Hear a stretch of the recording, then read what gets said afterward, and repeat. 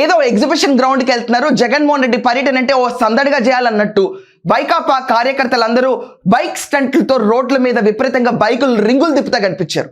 ఇలాంటి వాళ్ళని సమాజం ఒప్పుకుంటుందా? వీటి గురించి ఒక్క ఖండన కూడా ఇవ్వడు ఆ నేత. ఇదంతా ప్రీ ప్లాన్డ్ సెగ్మెంట్. మనం అర్థం చేసుకుంటే చాలా క్రిస్టల్ క్లియర్గా ప్రీ ప్లాన్డ్ సెగ్మెంట్. రోడ్డు మీద బైకులతో విచ్చలవిడిగా తిరగటం. చిలకలలో రాంబాబు అనే వ్యక్తి జగన్మోహన్ రెడ్డి 11 గంటలకల్లా వచ్చేస్తాడు అని చెప్పి ఇబ్రహీంపట్నంలో ఎదురు చూసి అలసిపోయి అక్కడికక్కడ కుప్పగొలితే పంచాయతీ హాస్పిటల్ దగ్గర తీసుకెళ్తే అప్పటికి అతను మృతి చెందాడు గుండెపోటుతో అన్న న్యూస్.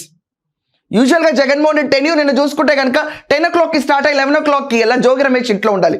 కానీ జగన్మోహన్ రెడ్డి బయలుదేరిన 11:30కి బయలుదేరి సాయంకాలం 5 తర్వాత జోగి రమేష్ ఇంట్లో ప్రత్యక్షమయ్యాడు. ఎలా చూడాలి దీన్ని? సాగుతూ వెళ్ళాలి యాత్ర, ప్రజల్లో నాంతూ వెళ్ళాలి.